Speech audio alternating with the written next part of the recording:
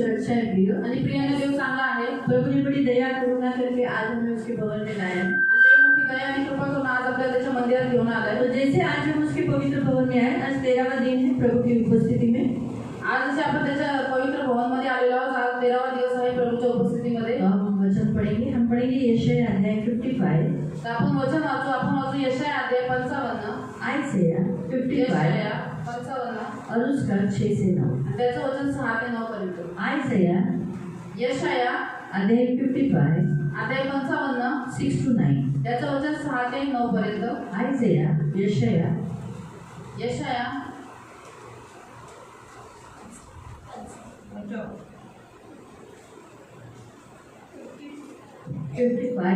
यशायाह अध्याय 55।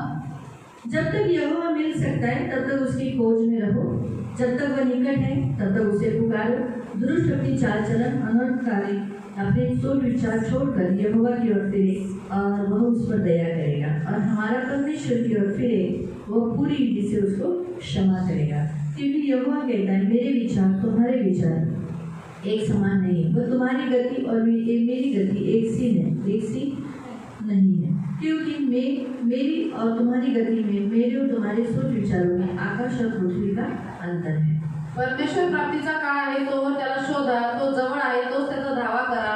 दुर्जन आपला मार्ग सोडो, आदमी आपल्या कल्पनांचा त्याग करो आणि परमेश्वराकडे वळो, म्हणजे तो त्याच्यावर दया करील। तो आमच्या देवाकडे वळो, कारण तो त्याला भरपूर क्षमा करील। कारण माझ्या कल्पना तुमच्या कल्पना नाहीत, माझे मार्ग तुमचे मार्ग नाहीत, असे परमेश्वर म्हणतो। कारण आकाश जसे पृथ्वीहून उंच आहे, तसे माझे मार्ग तुमच्या मार्गाहून आणि माझ्या कल्पना तुमच्या कल्पनाहून उंच आहे।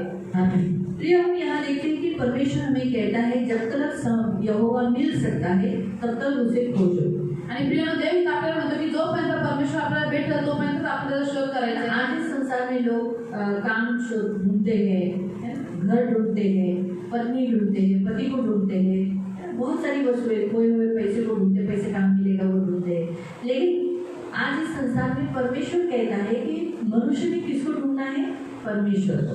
आणि आज या जगामध्ये खूप सारे लोक काम शोधतात, पत्नी शोधतात, पती शोधतात, धन शोधतात, परंतु देवाचं वचन काय म्हणतं? आपल्याला कोणाला शोधायचं आहे? देवाला, है ना। तो लोग पैसा नहीं ढूंढते, परमेश्वर को नहीं ढूंढते, आणि लोक देवाला नाही शोधत, परंतु किसको ढूंढते हैं? कोणाला शोधतात? उन वस्तुओं को जो नाश होने वाली है, जो एक दिन खत्म होने वाली है और हमसे दूर होने वाली है। त्या वस्तूंना शोधतात जे एक दिवस संपणार आहे, नाश होणार आहे, ते आपल्यापासून दूर होणार आहे। तो परमेश्वर चाहता है कि हमारे हर एक इंसान को एक पृथ्वी पर टाइम दिया है, उस समय तक ही परमेश्वर उन्हें मिल सकता है। आणि आपल्यामध्ये प्रत्येक मनुष्याला या पृथ्वीवरती एक वेळ दिलेला आहे, काही मर्यादित कालावधी दिलेला आहे की त्या वेळेपर्यंतच देव त्यांना भेटू शकतो। अगर वो समय निकल गया तो फिर परमेश्वर को वो ढूंढ नहीं सकता। आणि त्याच्यानंतर ती जो वेळ निघून गेली तर ते लोक देवाला नाही शोधू शकत। बाइबल में लिखा है, सवोपदेशक अध्याय 3 में, आकाश के नीचे पृथ्वी के ऊपर हर एक बात का समय है। आणि उपदेशक अध्याय 3 मध्ये लिहिलेलं आहे की आकाशाच्या खाली पृथ्वीच्या वरती प्रत्येक गोष्टीची एक वेळ आहे। तो जन्म का समय बताया, त्याचा जन्माचा वेळ सांगितलेली आहे। जन्म का समय बताने के बाद आगे लिखा है मृत्यू का समय। तर जन्माची वेळ सांगितल्यानंतर पुढे मृत्यूची वेळ दिलेली आहे। यानी हर एक इंसान जो इस पृथ्वी पर आता है, उसे इस पृथ्वी को छोड़ के जाने का एक समय परमेश्वर ने उसके जन्म के समय पे दे दिया है। आणि प्रत्येक मनुष्य जो या पृथ्वीवरती जन्म घेतो त्याच्या मृत्यूची वेळ त्याच्या जन्माच्या वेळेस देवाने दिलेली आहे। इसलिए जब तक उसको टाइम दिया गया है, कहीं ऐसा ना हो कि वो टाइम निकल जाए। जैसे उस धनी व्यक्ति को कहा, धनी व्यक्ति ने कहा, हे मेरे प्राण सुखी रहे, तेरे पास बहुत साल तक खाने के पीने के लिए है। लेकिन परमेश्वर ने उसे क्या कहा? अरे दुष्ट मूर्ख, तू आज ही रात मरने वाला है। तो वो समय निकल गया, वो उसको पश्चाताप करने के लिए भी टाइम नहीं, कुछ बांटने के लिए टाइम नहीं, कहीं पर भी कुछ भी करने के लिए टाइम नहीं था। क्यों? क्योंकि टाइम एंड हो चुका था। उसको एक समय भी, एक मिनट भी नहीं दिया गया था, एक सेकंड नहीं दिया गया।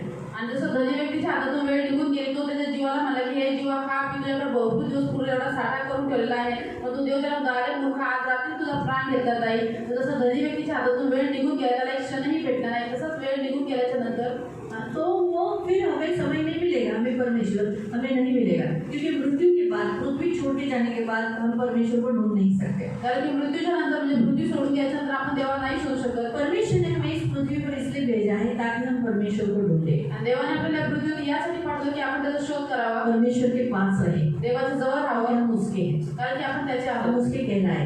आपण त्याचे म्हणण्यात उसके यावे, लिए जिए। त्याच्यासाठी जगावं। हमारा उठना बैठना चलना खाना पीना सोच हर काम हर बात में परमेश्वर हो। आणि आपल्या उठण्या बसण्यामध्ये खाण्यापिण्यामध्ये विचारांमध्ये सगळ्यांमध्ये देव असावा। हम मेरा जीवन है मेरे लिए मैं जी नहीं सकता, नहीं हम नहीं जी सकते। आणि आपण नाही असं बोलू शकत की माझं जीवन आहे माझ्या मर्जीने मी जगतो असं आपण बोलू नाही ये शकत। जीवन परमेश्वर ने दिया, परमेश्वर के लिए दिया है, परमेश्वर के लिए जीना है।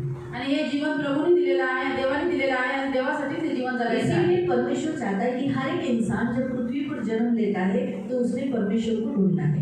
आणि मग देवाची इच्छा आहे की प्रत्येक मनुष्य जो पृथ्वीवरती जन्म घेतला आहे देवाचा शोध करायचा आहे। जब तक वो निकट है आप पा सकते हो, आप उसे पुकारो, आप उसके करीब जाओ। आणि म्हणून जोपर्यंत देव जवळ आहे तुम्ही त्याला बोलू शकता तोपर्यंत त्याच्या जवळ जा। लेकिन एक बार समय निकल गया तो फिर वो आपकी आवाज आपकी दुहाई नहीं सुनेगा। आणि एकदा जर का वेळ निघून गेलो तो तुमचा आवाज तुमच्या आवडी ऐकणार नाही। तो वैसे वो जैसे इस संसार के लोगों को खास बताता है वैसे वो मसीहों को भी कहता है। आणि जसं तो जगाच्या लोकांना विशेष करून सांगतो तसं तो ख्रिस्ती लोकांना पण सांगतो। आज मसीहों को खास करके हमें वो कहता है कि तुम्हारे पास समय है तो समय का सदुपयोग करो। आणि आज ख्रिस्ती लोकांना तो विशेष करून सांगतो की तुमच्याकडे जो वेळ आहे त्या वेळेचा सदुपयोग करा। अगर आप आज समय का सदुपयोग नहीं करोगे, नींद में सोते ही रहोगे, जागोगे नहीं तो दिन बुरे हैं। इसलिए आगे दिन बुरे न होने के लिए अभी तुम जागरूक हो जाओ, समय का सदुपयोग करो, है ना। इफ्सियों की पुस्तक अध्याय 5 मेरे ख्याल से 16वें वचन में दिया है। आणि इफ्सिकांचं पत्र अध्याय 5 च्या 16व्या वचनामध्ये दिलेलं आहे की वेळेचा सदुपयोग करा कारण की दिवस वाईट आहेत। असं न हो की तुम्ही झोप घेत पडाल, निद्रा घेत पडाल, है ना। तो इसलिए बहुत जागते रहना जरूरी है आणि म्हणून आपल्याला आत्म्यामध्ये खूप और जागरूक राहणं मसीह गरजेचं आहे। लोग समय को बहुत कीमत देना जरूरी आणि है। आपण ख्रिस्ती लोकांनी वेळेला फार किंमत देणं गरजेचं आज आहे। अगर आप लेट जाओगे, 10 बजे की ट्रेन है और आप 10:05 को भी जाओगे तो ट्रेन नहीं मिलेगी। आणि तुम्ही समजा 10 वाजताची ट्रेन तुम्हाला पकडायची 10 वाजून 5 मिनिटांनी जरी तुम्ही जाताय तुम्हाला ट्रेन भेटणार तो नाही। फिर आपको 1 घंटा वेस्ट करते हो, मग तुम्ही तिथं ट्रेन गेल्यामुळे 1 तास स्टेशनवर क्योंकि उभे 10 राहाल। बजे के बाद डायरेक्ट 11:09 की है। आणि 10च्या नंतर डायरेक्ट 8:09 ट्रेन आहे। इसीलिए आपका कितना घंटा वेस्ट हो गया, 1 घंटा वेस्ट हो जाता है। आणि म्हणून तुमचा किती वेळ वाया गेला, 1 तास वाया गेला। तो आप क्या सोचोगे पीछे ट्रेन है ना चलेगा, लेकिन आपने जो 1 घंटा व्यर्थ गवाया, आणि तुम्ही म्हणा मागे ट्रेन आहे ना पण तो जो 1 तास तुम्ही वेळ वाया घालवला, लेकिन जहाँ आपको जाना है वो 10 की गाड़ी बराबर आपको वहाँ पहुँचाती है। परंतु जिथं तुम्हाला जायचं आहे 10च्या ट्रेननी बसायचं ती गाडी तुम्हाला बरोबर तिथं तो पोहोचवते। जैसे आप देखो हर एक बात का पृथ्वी पर समय है, तो हम भी क्या चाहिए, हमें भी समय के अनुसार सब काम करना चाहिए। आणि पृथ्वीवरती प्रत्येक गोष्टीची एक वेळ आहे तर आपल्या पण वेळेनुसार प्रत्येक काम केले पाहिजे। जहाँ हमारा समय अस्त व्यस्त हो जाता है सारे काम बिगड़ जाते हैं। आणि जिथं आपली वेळ इकडे तिकडे होतं ते सगळे काम बिघडतात। आप जरा लेट उठो, जर तुम्ही उशिरा उठा देखो सब काम गड़बड़ी हो जाएगा। बघा सगळं गडबड होऊन जातं। आपका प्रेयर लाइफ, आपका जो प्रार्थना है शॉर्ट हो जाएगी। तुमची प्रार्थना छोटी होऊन जाईल। सॉरी यार प्रभु टाइम नहीं, आज 5 मिनिटाची प्रार्थना करतो। प्रभू सॉरी आज टाइम नाही इथे 5 मिनिटं प्रार्थना करा। आंघोळ फक्त पाणी टाकाल, बाहेर निघाल, नहाने के लिए सिर्फ पानी ले लो फटाक से बाहर आ कपडे जाओ। घालता शूज बीज घालून न नाश्ता करता जाल, और कपड़े फटाफट से पहन के शूज पहन के बिना नाश्ता चाय के आप जाओगे। पळत पळत तुम्हाला जावं लागेल, दौड़ के जाना पड़ेगा ट्रेन पकड़ने के लिए। ट्रेनची यात्रा करणार आहात है ना। तर ह्या सर्व गोष्टी अस्तव्यस्त होतात। म्हणून जर तुम्ही टायमावर सगळ्या गोष्टी केल्या तर सगळं काही सुरळीत होतं।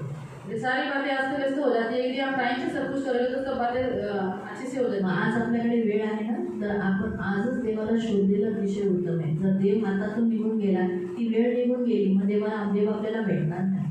और आज हमारे पास समय है, इसलिए परमेश्वर को ढूंढना सबसे अच्छी बात है। अगर समय चला गया तो फिर परमेश्वर को नहीं मिलेगा। आजही बरेच ख्रिस्ती पापामध्ये जीवन जगत आहेत और आज भी बहुत से मसीह ऐसे हैं जो पाप में जीवन जी रहे हैं। त्यांनी आपल्या स्वतःला अशा गोष्टींमध्ये युक्त करून टाकले, त्यांना हे पण नाही माहिती की ते पापात आहे। और उन्होंने अपने आप को इस बात में व्यस्त कर दिया है, छुपा दिया है कि उनको ये भी मालूम है वो पाप में है।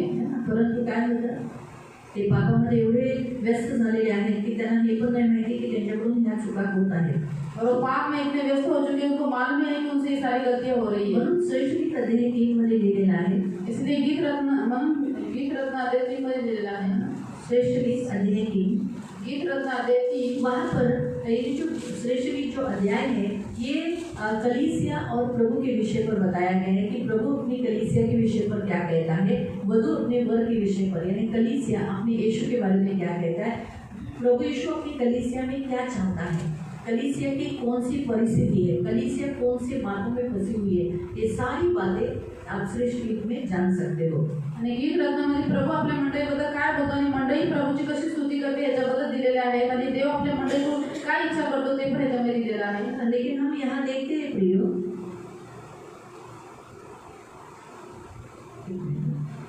5वां अध्याय पढ़ो। 5वां अध्याय, सॉरी तीसरा बोलिए ना, तीसरा जो अध्याय है ना, तीसरा अध्याय का अगर आप 1 से पढ़ोगे ना तो वो मसीह लोग हैं जो रात को जागकर प्रार्थना करते हैं। आणि तिसऱ्या अध्यायाच्या 1 मध्ये तुम्ही वाचा ना तर ते ख्रिस्ती लोक आहेत जे रात्री जागून प्रार्थना करतात। लेकिन 2 वचन से अगर आप पढ़ोगे आणि 2 वर्षापासून तुम्ही तो वाचा तो वो मसीह है जो मसीह में है लेकिन वो सोए हुए है, मतलब जागरूक तो है, मतलब मसीह में है। देखो आप पढ़ो, मैं बताती हूँ आपको। माझ्या मनात आले की आता उठून शहरवर फिरावे, आपल्या प्राणप्रियाचा शोध पेटातून गल्ल्यातून करावा। 5 से 2। मी निद्रिस्त आहे तरी माझे मन जागृत आहे। मैं सोती थी पर मेरा मन जागता था, यानी क्या है, वो सोती थी यानी जैसे मसीह का जीवन प्रार्थना का होना चाहिए, उपवास का होना चाहिए, प्रभु के करीब होना चाहिए, एक प्रभु के देने वाली भेंट, प्रभु के साथ जो फेलोशिप होता है वो नहीं कर रही थी, लेकिन वो मन जागता था यानी मसीह में थी। तो वैसा उसका लाइफ है। फिर एका माझा वल्लभ दार ठोकत आहे, मेरा वल्लभ यानी मेरा प्रिय क्या कर रहा है, मेरा प्रेमी कौन क्या कर रहा है, दरवाजा खटखटा रहा है। और प्रभु ने ऐसा ही कहा, मैं द्वार पर खड़ा हुआ खटखटाता हूँ, जो मेरी वाणी सुनेगा मैं भीतर प्रवेश करूंगा वो मेरे साथ। तो वो अंदर आने के लिए भी साथ साथ बहुत सारे मसीहों ने क्या किया है, यीशु मसीह को दरवाजे के बाहर कर दिया है। ना उसके साथ कोई फेलोशिप है, ना उसके साथ कोई समय बिताते हैं, ना उसके साथ कोई टाइम उसको देते हैं। इसलिए बहुतायत मसीह प्रार्थना नहीं करते, बहुतायत मसीह सुधियाराना नहीं करते, बहुतायत मसीह चर्च नहीं आते, बहुतायत मसीह वचन नहीं पढ़ते, उपवास तो छोड़ ही दो, तो उपवास कभी करते ही नहीं। बहुत सारे मसीह ऐसे लोगों का हृदय प्रभु दरवाजा खटखटाता रहता है, अभी तो कर, अभी मैं तुझे मिल सकता हूँ, मुझे पुकार, मुझे आवाज़ दे, प्रार्थना कर, स्तुति आराधना कर, मैं तेरे करीब आ जाऊँ, उपवास कर, मैं तेरे और करीब आऊँगा, तुझे क्षमा करूँगा, तेरे जितने अपराध है मैं तुझे माफ करूँगा। जो हमने आयशा में पढ़ा ना कि तू परमेश्वर से पुकार, तू परमेश्वर के निकट आ, वो तेरे अपराधों को क्या करेगा, क्षमा करेगा। तो हम परमेश्वर को बहुत आए, आज मसीह लोग क्या हुए, परमेश्वर से दूर है, इसलिए प्रभु उनका द्वार खटखटाता है। फिर त्याचा शब्द माझ्या कानी पडत आहे, तो म्हणतो माझे भगिनी, माझे प्रिय, माझे कपोते, माझे विमले, माझ्यासाठी दार उघड। हाँ, प्रभु बहुत उन मसीहों को बार बार वचन के द्वारा बोलता है, कभी प्रभु के दास के द्वारा बोलता है, कभी एक दूसरे के द्वारा बोलता है, अरे क्यों आप चर्च नहीं आ रहे, ऐसा मत करो, हर संडे को चर्च में आप ऐसे ऐसे क्यों कर रहे हैं, आप ऐसा करके प्रभु अंदर से बात कर रहा है, लेकिन ध्यान नहीं है। फिर माझे डोके दवाने थपथपले आहे, माझी जुल्फे रात्रीच्या दहीवर बिंदूंनी भरून गेले आहे। प्रभु उनके साथ रिलेशन न रखने के कारण प्रभु उनसे बाहर है, दूर है, जो उन्हें प्रभु को जो चाहिए था उनसे वो नहीं मिल पा रहा है। मी पेहरा उतरवला आहे, तो पुन्हा कसा लेऊ, मी पाय धुतले आहेत ते पुन्हा कसे मळू। अभी ये जैसा बहाना बता रही, रात का समय है, मैंने कपड़े निकाल लिए, चप्पल निकाली, पैर धो लिए, अभी मैं बिछाने पे हूँ, तो ये जैसे, तो वैसे ही बहुत सारे मसीह लोग बहाने बताते, मैं बहुत दूर रहता हूँ, हर संडे नहीं आ सकता हूँ, उपवास मुझसे नहीं होता, बापरे कैसे हो सकता है मेरे से उपवास, मैं तो भूखा नहीं सकता, है ना। बहुत से रड़े लोग होते, मेरा पगार मैं दशांश नहीं दे सकता हूँ, ऐसे कैसे हो सकता है, मेरे से दशांश नहीं हो पाएगा, मेरी बड़ी परिस्थिति है। इस रीति से जो लोग बहाने बताते हैं वैसे ये वधू भी बता रही है। फिर आगे, माझ्या वल्लभाने झरोक्यातून आपला हात घातला, तेव्हा माझे हृदय त्याच्यासाठी कळवळले। हाँ, एक ऐसी परिस्थिति मसीहों के जीवन में प्रभु ऐसा डाल देता है कि फिर पहला सा प्यार उमड़ आ जाता है, फिर वो प्रभु के करीब आते, फिर प्रभु को ढूंढने लगते। वो कौन सी परिस्थिति है, परीक्षा, फिर दुख से जाना पड़ता है, संकट से जाना पड़ता है, दर्द से गुजरना पड़ता है, फिर कोई बचा नहीं सकता है, चंगे ही नहीं हो रहे, ठीक ही नहीं हो रहे, फिर फोन आता है, फिर चर्च में आते, फिर लाइन में खड़े रहेंगे, वो तकलीफ है, वो दर्द है,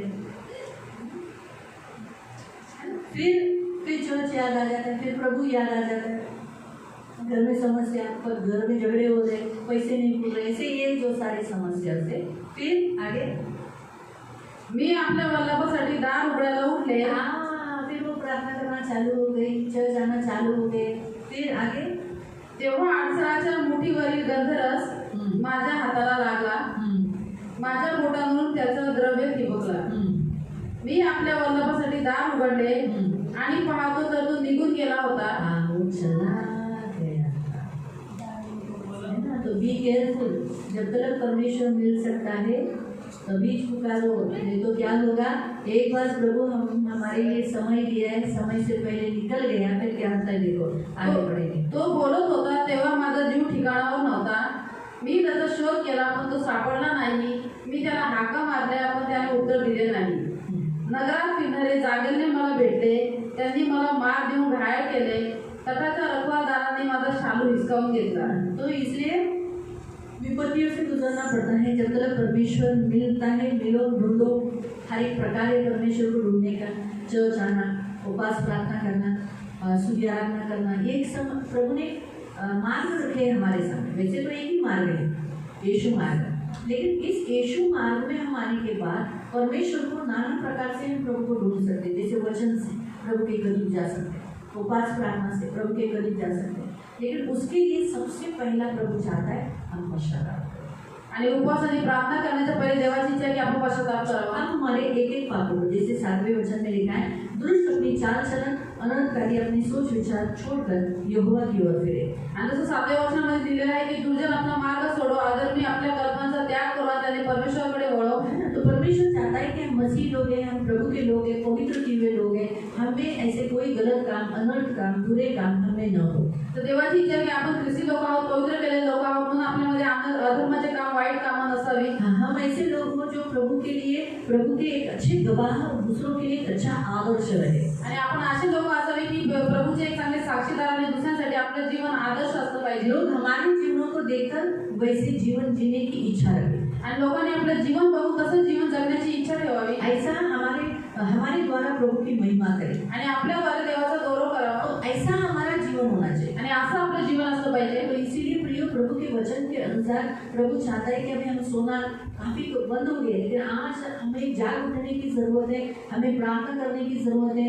आज हमें प्रभु के सामने उपवास करके प्रभु के सामने रोने की जरूरत है, हमारे भी पापों के लिए और जो मसीह लोग पाप कर रहे हैं, जो गलतियां कर रहे हैं उनके लिए। आणि प्रभू म्हणतो की आता भरपूर वेळ झाला, आता खूप झालं झोपणं, आता जागृत व्हा, उठा। आपल्याला प्रार्थना करण्याची गरज आहे, स्वतःसाठी पण, स्वतःच्या पापांसाठी पण आणि दुसरे ख्रिस्ती लोक आहेत त्यांच्यासाठी पण, है ना। तो इसलिए हमें प्रार्थना करना ज्यादा जरूरी आणि है। म्हणून आपल्याला जास्त प्रार्थना करणं गरजेचं आहे। इसलिए प्रभु ने कहा जब तक तुम मेरे पास नहीं आते तो तुम्हारे पाप क्षमा नहीं होंगे। आणि म्हणून प्रभू म्हणाले की जोपर्यंत तुम्ही माझ्याकडे येत नाही तोपर्यंत तुमचे पाप क्षमा नाही होणार। प्रभु जब भी अवसर देता है, टाइम देता है क्षमा मांगने का, तभी हमें क्षमा मांगना है। आणि देव ज्यावेळेस आपल्याला संधी देतो क्षमा मागण्याची, त्यावेळेस आपल्याला क्षमा काफी मागायची। समय होता है जब हम उपवास में आते हैं, प्रार्थना करते हैं, प्रभु से गिड़गिड़ाते हैं, माफी मांगते हैं, ये समय होता है प्रभु ने हमें दिया हुआ। आणि आपण आता उपवासामध्ये ते देवाकडे क्षमा मागतो, देवाच्या समोर आपण काठोटी करतो, हाच आपल्या देवाने वेळ दिलेला आहे क्षमा मागण्याचा। हम क्या सोचते हैं यहाँ क्यों करेंगे, घर में जाके माफी मांगेंगे, आणि आपण काय विचार करतो इथं कशाला क्षमा मागायची, घरी जाऊन मागू, रास्ते में मांगेंगे। रस्ता मी क्षमा मागू। हर जगह परमेश्वर है, आणि प्रत्येक ठिकाणी देव वो आहे, सर्वव्यापी है,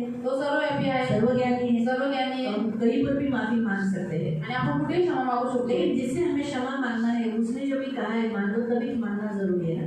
आणि ज्याच्याकडे आपल्याला क्षमा मागायची आहे तो ज्यावेळेस म्हणतो की आता क्षमा मागा, तर तेव्हाच मागणं गरजेचं आहे। सही है, करेक्ट है। वो निकल जाने के बाद फिर क्या फायदा, आणि तो निघून गेल्यानंतर काय उपयोग मग। है ना। तो इसीलिए प्रियो आज जैसे हम उपवास प्रार्थना में आए हैं, आज 13वें दिन में हम आए, प्रभु चाहता है कि हम मन पे आए, पश्चाताप करें और प्रभु की ओर फिरें। आणि आज उपवास प्रार्थनेच्या आपण 13व्या दिवशी आलेलो आहोत, पण देवाची इच्छा आहे की आपण पश्चाताप करावा, आपण फिरावा, देवाकडे वळावं। आज भी हमारे ऐसे कुछ पाप है जिसके कारण हमारी पीठ परमेश्वर के पास है, हम परमेश्वर की ओर नहीं है। आणि आज पण असे खूप सारे पाप आपले आहेत, त्याच्यामुळे आपण देवाकडे पाठण करून आहोत।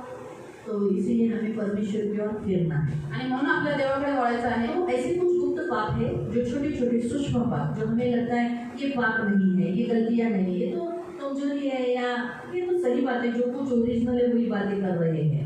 आणि असे काही काही छोटे छोटे गुप्त पाप आपल्यामध्ये आहे, सूक्ष्म पाप ज्यांना आपण म्हणतो की अरे हे काय, हे नाहीये, हे तर होऊन जातात. तीसरे श्रेष्ठ गीत में हम अध्याय 2 के 15 में पढ़ेंगे, क्या लिखा है कि दाख की बारी में फूल लगेंगे, लेकिन वो छोटी छोटी जो लोमड़ियाँ है, लोमड़ियाँ यानी क्या, धोखा देने वाले, लोमड़ियाँ क्या है, फंसाने वाले.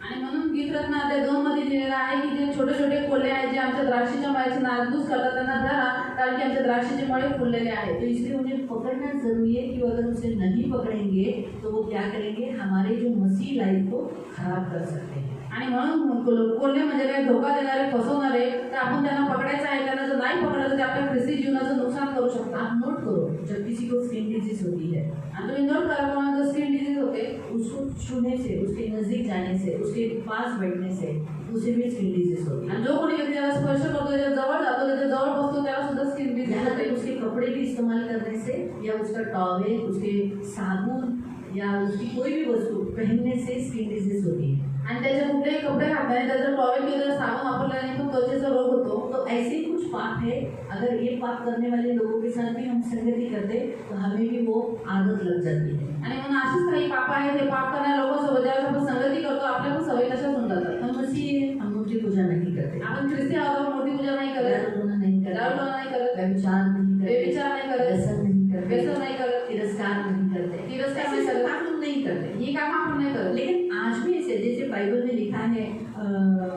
मरकुस अध्याय 7 में और गलेशियंस के 5वें अध्याय में जो शरीर के काम बताए हैं, आणि मार्क अध्याय 7 मध्ये आणि गलतीकरांचं पत्र अध्याय 5 म्हणजे शरीराचे काम सांगितलेले आहे. भले आज उसमें से हमने बहुत सारे पाप करना छोड़ दिया है, हम नहीं करते जो वहाँ बताया है. आणि तिथे जे सांगितले ते पाप खूप सारे आपण करणं सोडून दिलेलं आहे. हम बुरे बुरे विचार करते हैं क्या, आपण वाईट वाईट विचार करतो का मनामध्ये, गंदे ऐसे शोरी ऐसे विचार हमारे मन में आते नहीं आते, आणि घाणेरडे विचार, ऐसा यीशु के लोग से धो डालते हैं. आणि आपण आपलं मन येशूच्या कडे धुवून काढतो. सही बात है, करेक्ट है, मतलब हम ये, लेकिन आज भी ऐसी कुछ लोमड़ियाँ हैं जो हमें फंसाती है, हमें धोखा देती है. आणि आज पण असे काही कोल्हे आहेत जे आपल्याला फसवतात, आपल्याला धोका देतात. और हमारी कभी कभी ऐसे लोगों के साथ संगति लोमड़ियों के साथ हो जाती है, उसकी स्किन डिजीज हमको भी लग जाती है और हमारी वो स्किन डिजीज बढ़ती है. स्किन डिजीज का इलाज नहीं किया ना तो वो बढ़ जाता है, आणि जर त्वचेच्या रोगाचा ट्रीटमेंट नाही केलं तो वाढतो.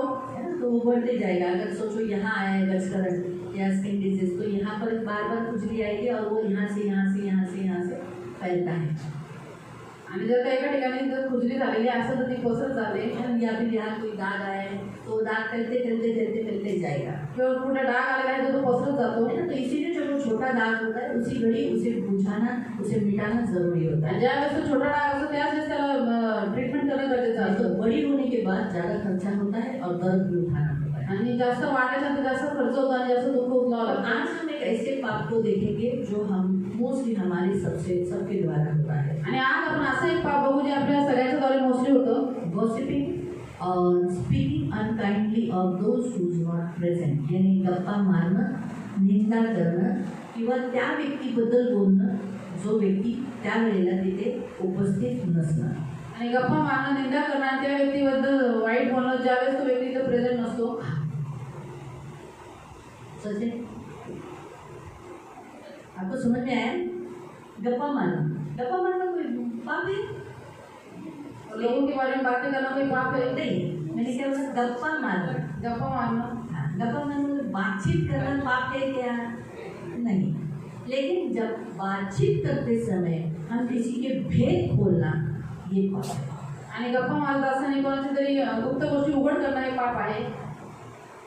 जब बातचीत करते समय किसी के विषय पर जो वो नहीं है उस व्यक्ति के बारे में बात करना, ये पाप है. आणि बोलता वेळेस ज्यावेळेस तो व्यक्ती इथं प्रेझेंट नाही, समोर उपस्थित नाही, त्याच्याबद्दल बोलणं हे चुकीचं आहे, पाप आहे. है ना, वो भी अनकाइंडली यानी बुरी रीति से, यानी दया रहित शब्द. आणि वाईट शब्द, दयारहित शब्द. हम कुछ थोड़े से वचनों को बताएंगे तब आपको मालूम पड़ेगा. हम सबसे पहला वचन जूने करार का देखेंगे. हम निकालेंगे लेवी अध्याय 19 उसका 16. आपण बघू लेवी अध्याय 19 वचन 16. परमेश्वर ने लेवी लोगों को, लेवी व्यवस्था, ये लेवियों को दी हुई व्यवस्था है, नियम है जिन्हें उन्हें पालन करना. खास करके लेवी किसे कहा गया था? सेवा के लिए चुने गए. आणि लेवी लोकांना देवाने विशेष करून व्यवस्था दिली होती, त्यांना पालन करणं गरजेचं होतं. का? कारण की ते सेवेसाठी निवडलेले तो होते वो प्रभु के करीब रहते.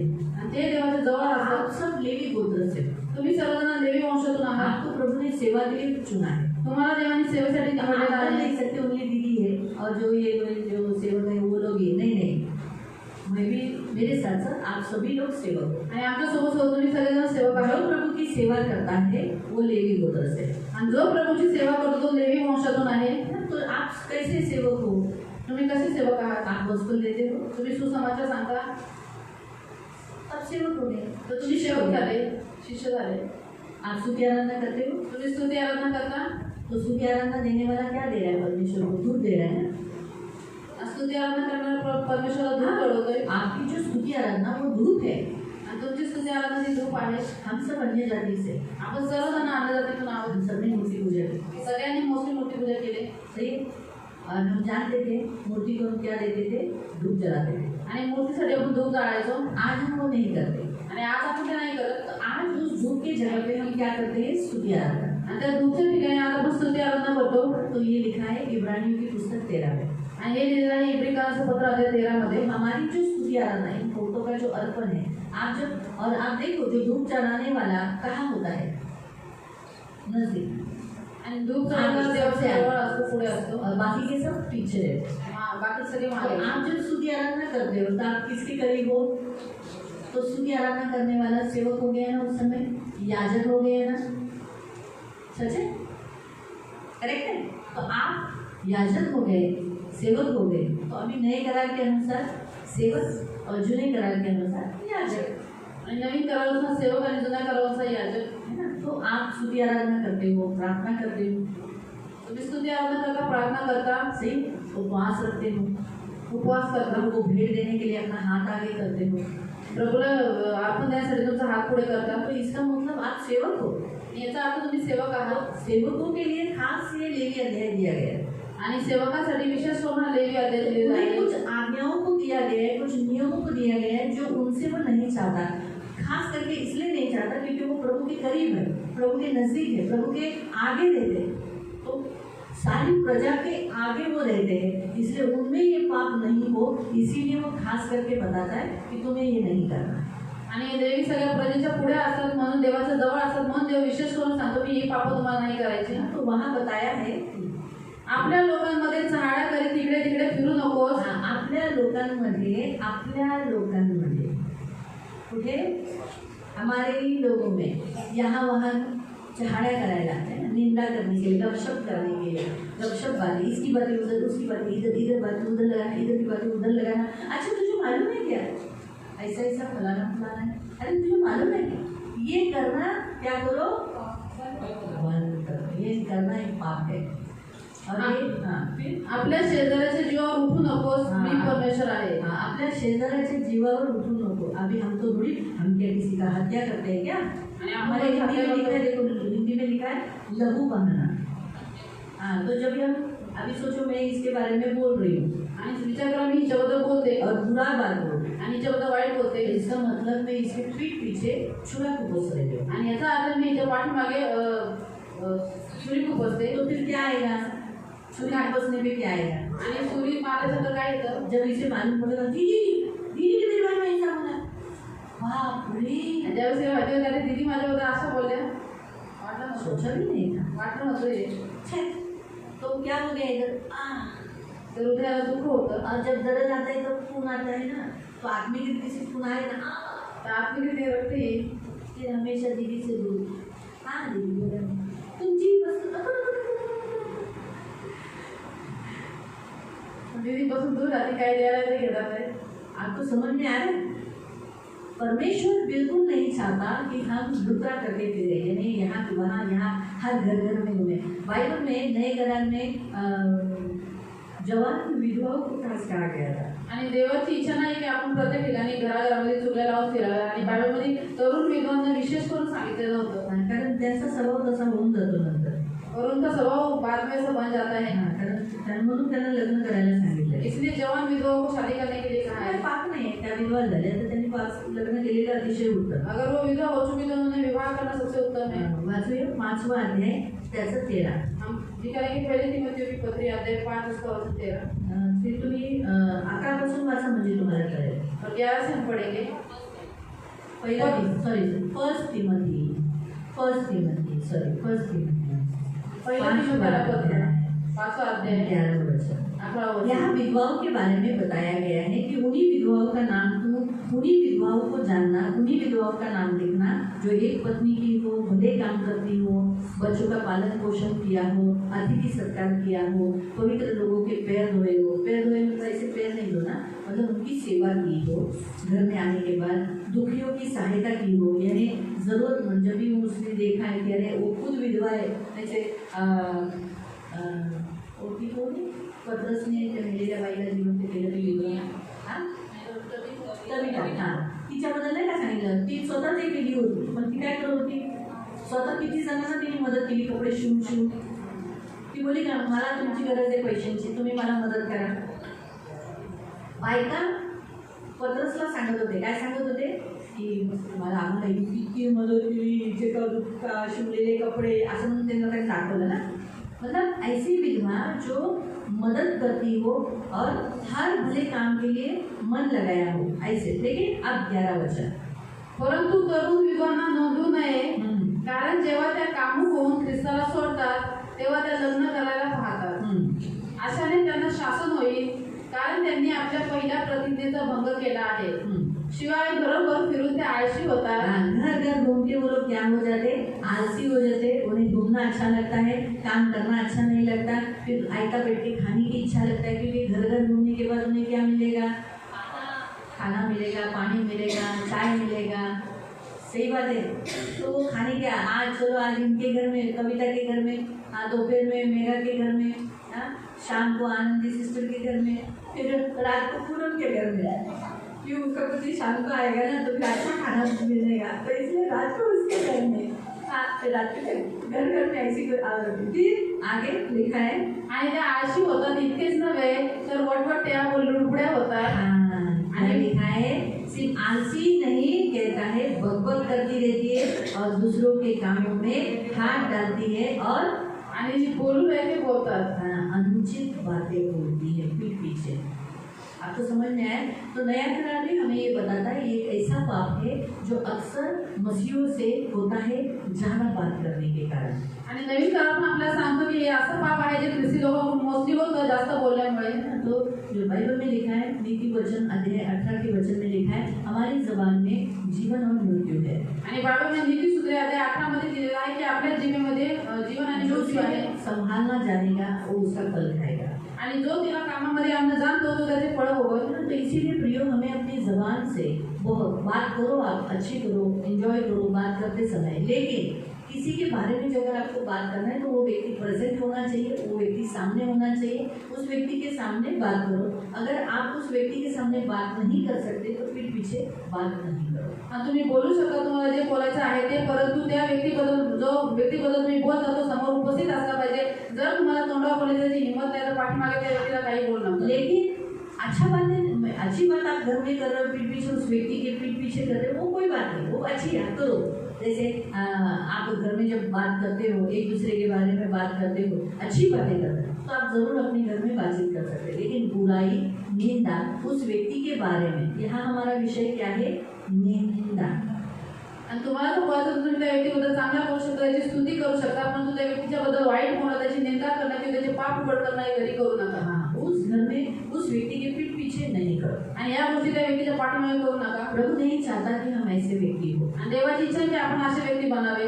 कुछ थोड़े से वचनों को हम पढ़ेंगे, आपण काही थोडेसे वचन वाचून पढ़ेंगे। भजन संहिता 101 उसका 5, आणि आपण वाचू स्तोत्र संहिता 101 त्याचं वचन 5, Psalm 101:5। जैसे हमने लेवी में स्तोत्र संहिता 105 त्याचं वचन 101 वचन 5, 101 त्याचं वचन 5, 101:5।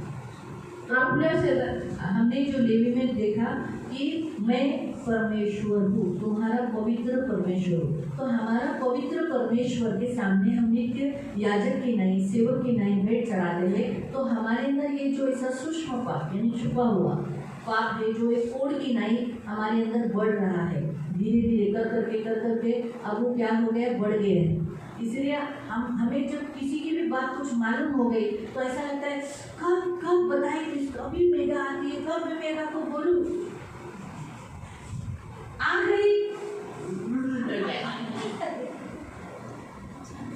बोल दिया हा कविताच्या घरात भांडण झाली, कविताने शिवी दिली, ही शिवी दिली, असं झालं तसं झालं, वकली.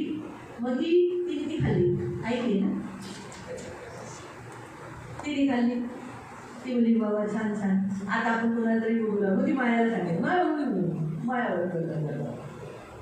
ही अशी जी स्किन डिसीज आहे ना ही पसरत चालली आहे और ये रोग फैलता जा रहा है ना. म्हणून स्किन डिसीज वाला हमेशा खाजवत राहतो ना,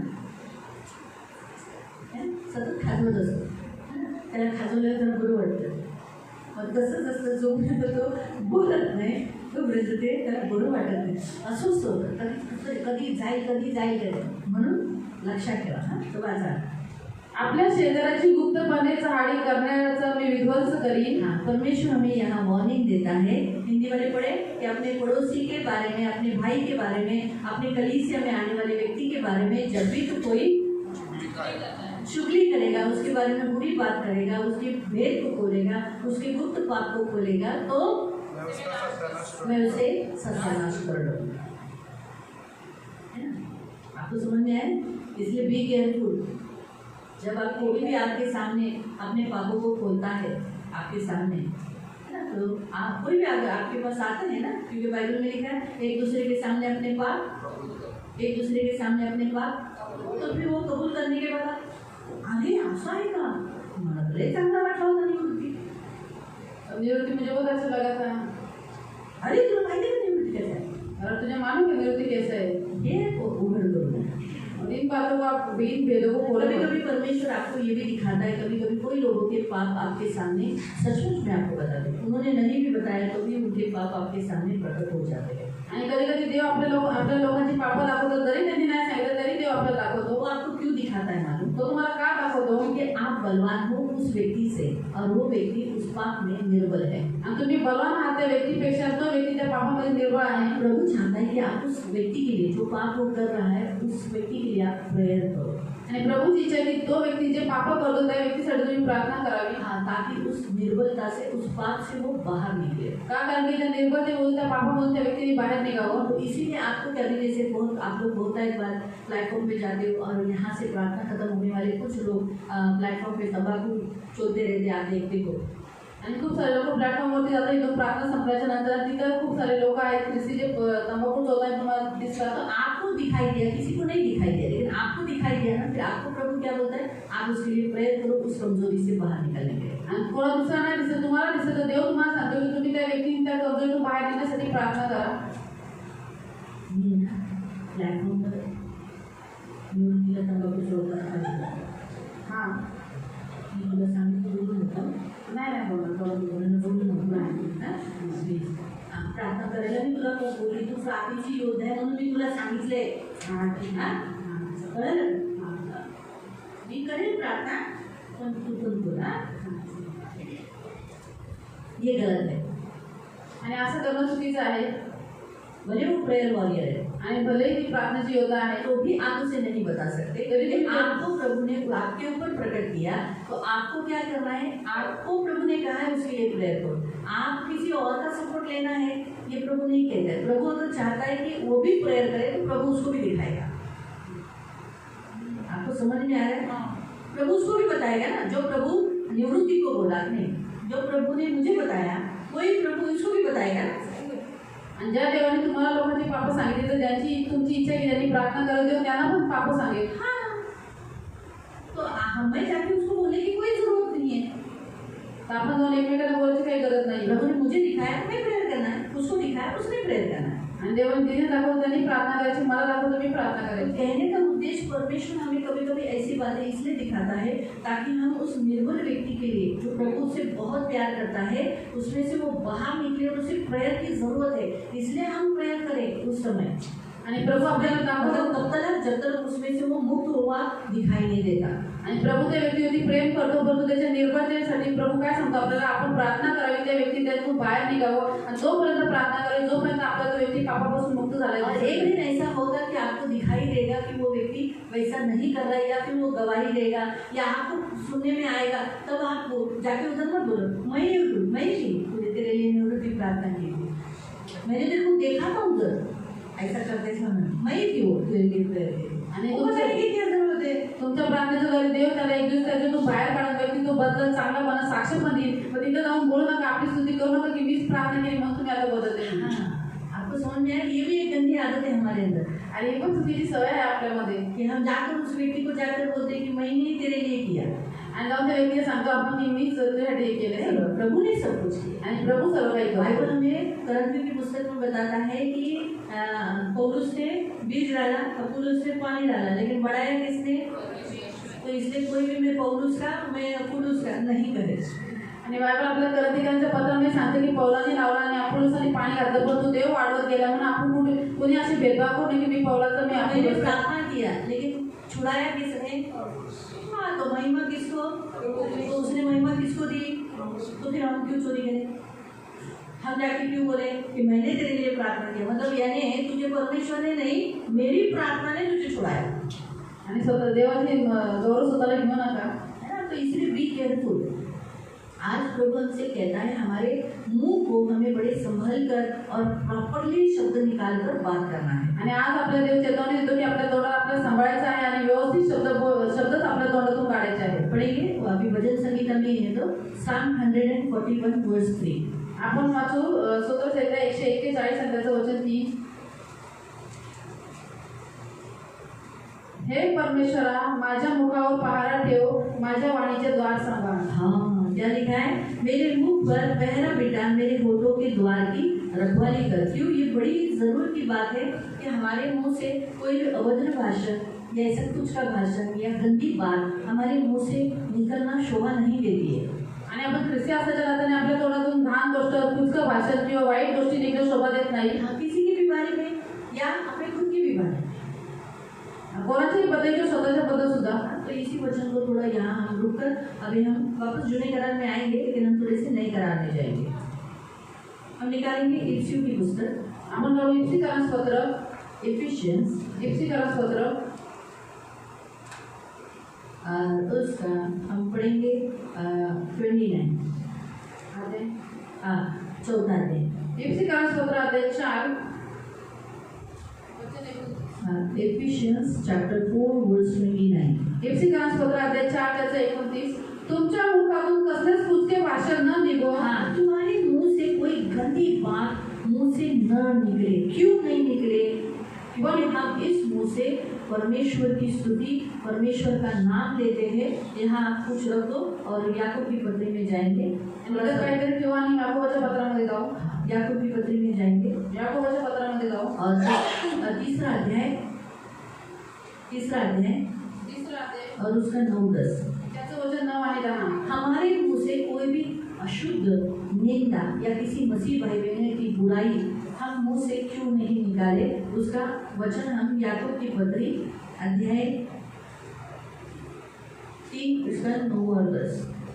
तिच्या योग्य जो प्रभु व पिता त्याची आपण स्तुती करतो. हाँ, क्या लिखा है? उसके इस मुंह से हम क्या करते हैं? प्रभु और पिता की स्तुति करते हैं।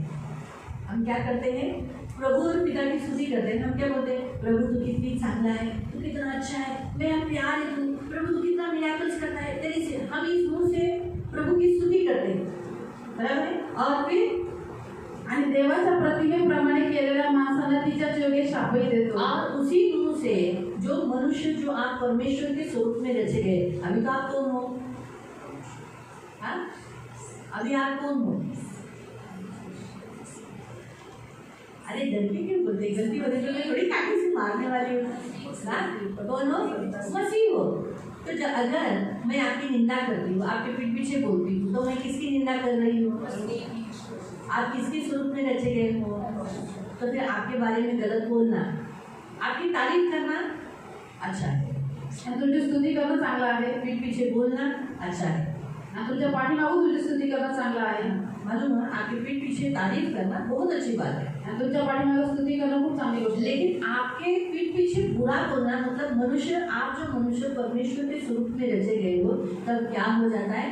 उसकी क्या होता है? यहाँ लिखा है हम क्या करते हैं? परमेश्वर को कलंक लगाते हैं, श्राप देते हैं। यानी सच पूछो, हमारे जबान में जीवन और मृत्यु, आशीष और श्राप है। हम जो बोलेंगे वैसा होगा, तो हम भी श्रापित हो जाएंगे, सामने वाले को भी श्रापित करेंगे। हम भी क्या हो जाते, श्रापित होते, सामने वाले को भी श्रापित करते। तो ये जो मुंह है ये ऐसा सोता बन जाता है श्राप का, है ना। तो कड़वा पानी जिससे लोग मरेंगे। एकाच तोंडातून स्तुती व शाप निघतात। माझ्या बंधूंनो या गोष्टी अशा प्रकारे होता कामा नये। याकूब स्पष्ट रीति से कहता है ऐसा एक ही मुंह से होना बराबर नहीं है, इसलिए नहीं चलेगा। आणि म्हणून असं चालणार नाही। आ गया अभी हम वापस इफ्सियों की पुस्तक में हैं। अब वापस अभियोग की सर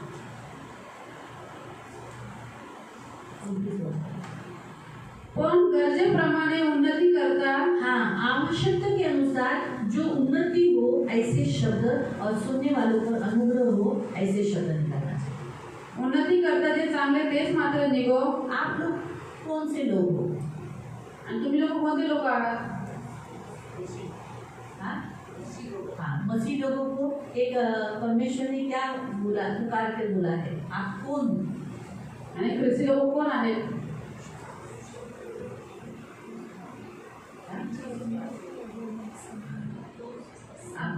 तो सही है, संतान हो और मित्र हो। हाँ, या जो छोटा समाज नजदीक आए, हाँ, चुना हुआ और हाँ कौन सबसे मेन बात है याद रखो, संतान होने से भी सबसे बड़े लोग आपको हो पवित्र लोग हो। आणि आपण पवित्र लोक आहोत देवाचे। आप इस पृथ्वी पर पवित्र किए गए लोग हो आणि या पृथ्वीवर तुम्ही देवाची पवित्र केलेली प्रजा आहात। मालूम है? तो पवित्र लोगों के लिए खास बताए 3 वचन से 5 का 3, इफ्सियों की पुस्तक 5 का 3 आणि 5:3 पासून पवित्र परंतु पवित्र जनांना शोभते त्याप्रमाणे जाण कर्म सर्व प्रकारची अशुद्धता व लोभ ह्यांचे तुमच्यामध्ये नाव सुद्धा निघू नये। आगे तसेच आमंगळपण बाष्कळ गोष्टी व टवाळी यांचाही उच्चार न हो, ती उचित नाही, तर त्यापेक्षा उपकार स्तुती हो। तो ये प्रभु हमें यहाँ बताया गया है कि हमें कौन सी बातें हमारे मुंह से शोभा देती है, हमारे मुंह को कौन सी बातें अच्छी दिखती है, सुहावनी लगती है, वो बातें होनी चाहिए। लज्जा की, निर्लज्जता की, बेशर्म की बातें जिससे कोई फायदा नहीं, सुनने वाला का भी नहीं, खुद का भी नहीं, ऐसी बातें हमारे मुंह से नहीं निकाले, ये परमेश्वर कहता है। हाँ, अभी हम नए करार में हैं तो कुलोसियों की पुस्तक में भी जाएंगे। कुलोसियों की पुस्तक अध्याय 3 कलोसीकर स्तोत्र अध्याय 3 उसका 8। परंतु आता क्रोध, संताप, दुष्टपणा, निंदा व मुखाने शिवीगाळी करणे ही सर्व आपणापासून दूर करा। एकमेकांशी लबाडी करू नका, कारण तुम्ही जुन्या मनुष्याला त्याच्या कृतीसह काढून टाकले आहे। तो यहाँ 2 बातें बताए, गाली बकना और झूठ बोलना एक दूसरे से। आणि इथं 2 गोष्टी सांगितल्या आहेत, कोणाने शिवीगाळी करणं आणि एकमेकांशी खोटं बोलणं। तो मुंह से जो होने वाला पाप कौन सा है? झूठ बोलते हैं। हम एक दूसरे से झूठ बोलते हैं, आपण एकमेकांशी खोटं बोलतो। हाँ भाई मी तर एकदम सत्यवादी आहे, मी तर कधीच खोटं बोलत नाही। और कुछ लोग कहते हैं हम बहुत सत्यवादी, हम तो नाही, मी बोलते, मी बिलकुल खोटं बोलत नाही। आणि मी बिलकुल पण खोटं बोलत नाही। आता मैं कालच आपण बघितलं, जो असा बोलतो तो जो इस स्थिति से बोलता है वो तो सर्वात मोठा खोटारडा असतो, और सबसे बड़ा झूठा रहता है। कारण माझ्यात पाप कबूल करायचं, पाप लपवण्याचं, हा दान आहे। कोणतं दान आहे? पाप लपवण्याचं। और कौन सा दान है? पापों को छुपाने का। बरेच ख्रिस्ती अपने पाप अंगीकार करत नाही, तो सर्वात मोठा धोका है। और बहुत सारे मसीह जो अपने गुनाहों को कबूल नहीं करते और वो खुद के लिए सबसे बड़ा धोखा है। म्हणून स्वीकार केलेलं अतिशय उत्तम। इसलिए गुनाह को स्वीकार करना सबसे आपण अच्छा है। खरंच एकमेकांबरोबर खोटं बोलतो और हम सच में एक दूसरे के साथ झूठ बोलते हैं। आणि खरं कुठं बोलतो माहिती? और सच कहाँ बोलते हैं? घरात अन्य जातींची, घर में और आने जातियों के साथ। आपल्या समाजामध्ये जिथं आपण जगात राहतो तिथं एवढं सत्यवादी होतो, विचारायला नको। और संसार में जो रहते समाज के लोग हैं इतने सत्यवादी बनते, पूछो मत। अरे बापरे, विचारायला नको। आणि इथे एकमेकांशी खोटं बोलतो। और यहाँ पर मसीहों से एक दूसरे से झूठ बोलते हैं। जेव्हा की देव म्हणाला एकमेकांशी खरं बोला, जहाँ की परमेश्वर ने कहा है कि एक दूसरे के आणि साथ जगाशी बोलताना बुद्धीने बोला। और संसार के साथ बातें करते समय बुद्धि से बात करो। आपले भेद खोलू नये। हमारे भेदों को उनके सामने नहीं खोलना है। एकमेकांसमोर भेद उघडले तर काही नुकसान नाही। हमने एक दूसरे के सामने यहाँ पर भेद को खोला तो कोई नुकसान नहीं है। जगात भेद उघडले तर ते आपला फायदा घेऊ शकतात। और संसार में यदि हमने गुप्त बातों को खोल दिया तो हमारा फायदा ले सकते हैं। खूप जागरूक राहणं गरजेचं आहे. और इसलिए बहुत ही जागरूक रहना जरूरी है. म्हणून प्रियानो, दोन गोष्टी इथे आपण तोंडावाटे पाहतो, एक शिवी देणं आणि दुसरं आहे कोणतं, खोटं बोलणं. और दो बातें यहाँ पर लोग जबान के द्वारा होने वाली देखते हैं, एक है गालियाँ देना और दूसरा झूठ बोलना. फिर आपण पुन्हा जुन्या करारात जाऊ.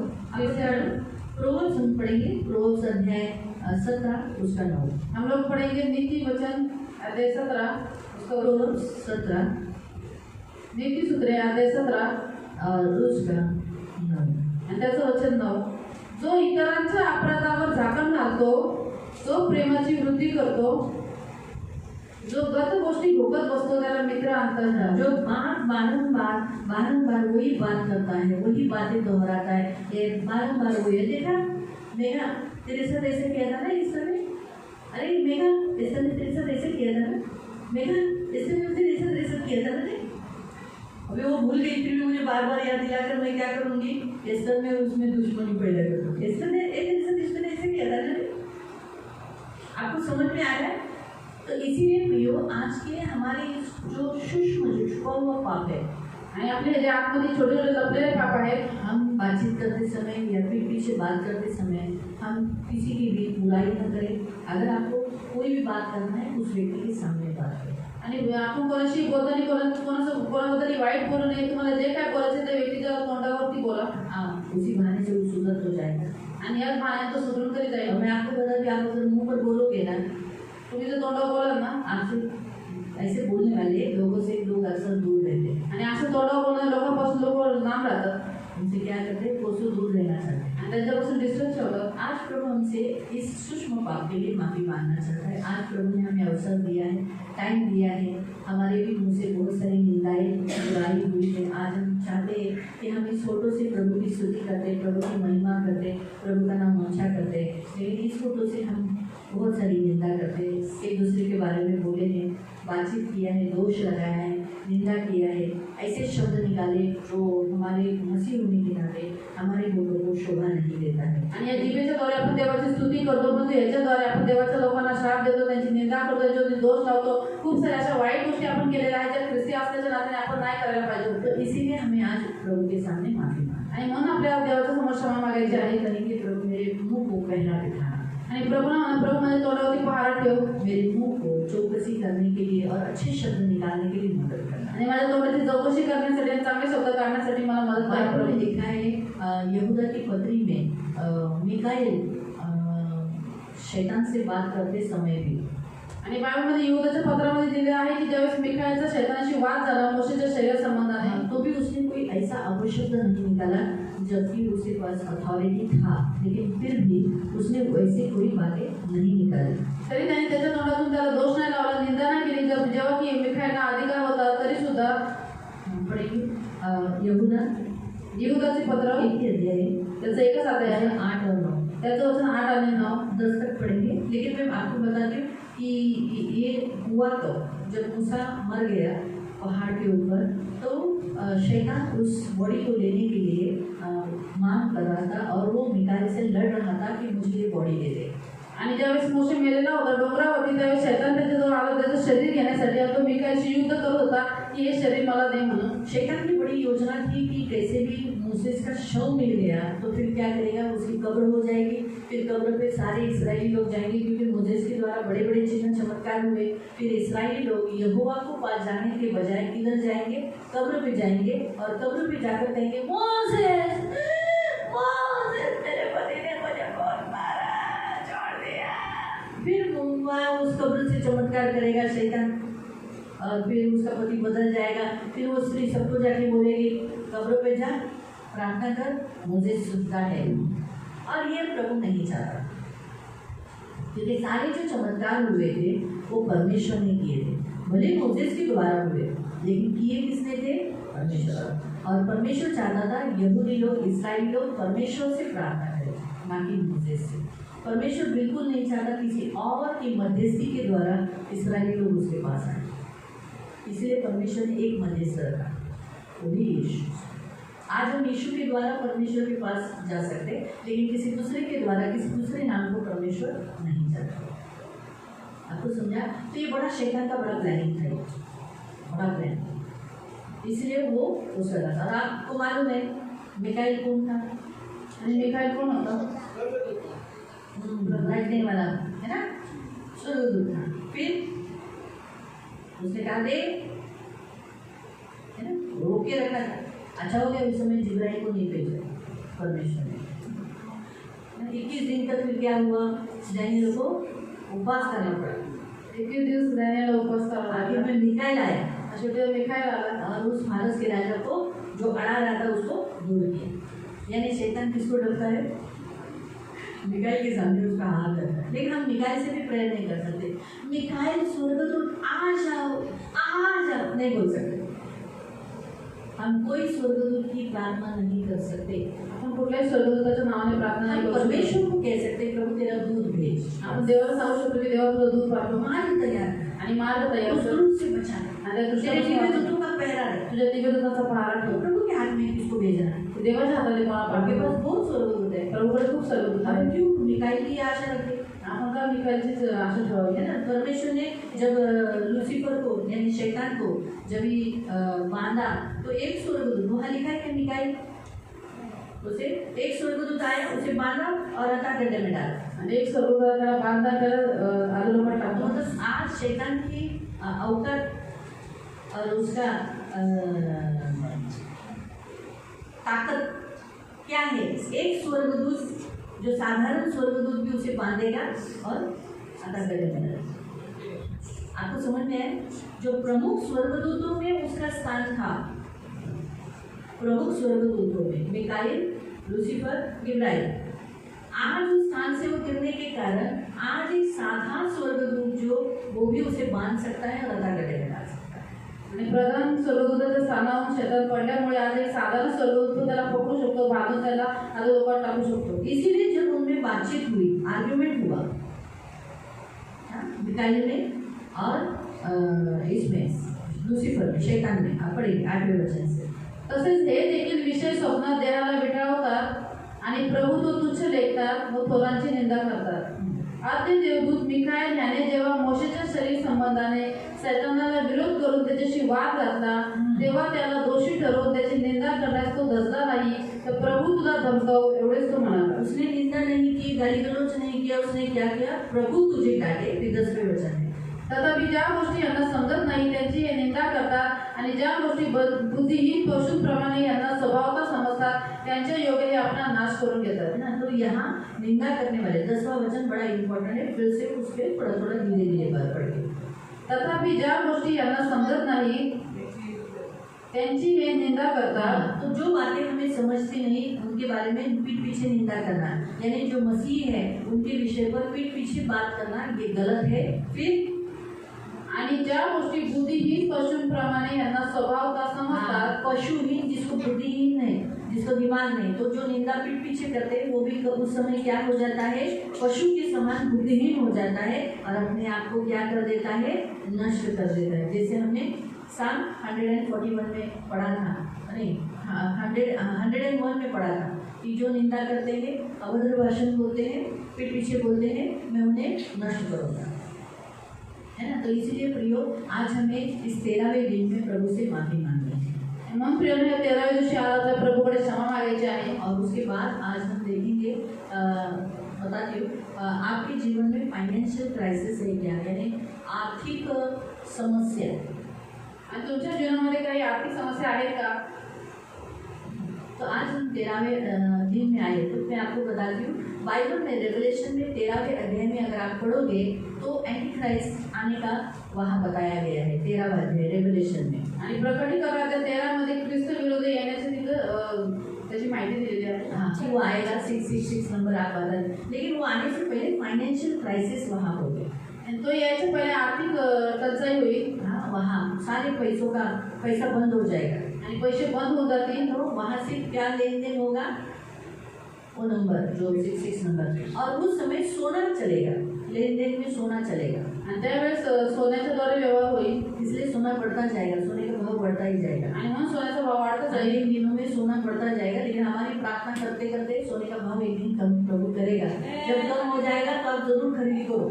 ज्यावेळेस सोन्याचा भाव कमी त्यावेळेस मी नक्की खरेदी हाँ, करा। ऐसा नहीं कभी बढ़ जाएगा, ऐसा कल खरीदी करोगे, अभी कम हो गया ना, बाद में खरीदी करेंगे, कब मत करना। क्यों? क्योंकि प्रभु हमारे लिए एक समय रखा है, उस समय जरूर प्रभु सोने का रेट कम करेगा। देवाने आपल्यासाठी एक वेळ ठेवलेली आहे, त्या वेळेस देव नक्की सोन्याचा भाव कमी करेल। याद रखो सोने का रेट इसलिए बढ़ा है क्योंकि एंटीक्राइस्ट आने से पहले, क्योंकि जिनके पास ज्यादा सोना रहेगा उस काल में जो लोग ये नंबर न लेने वाले रहेंगे वो सोने से लेन देन करेंगे।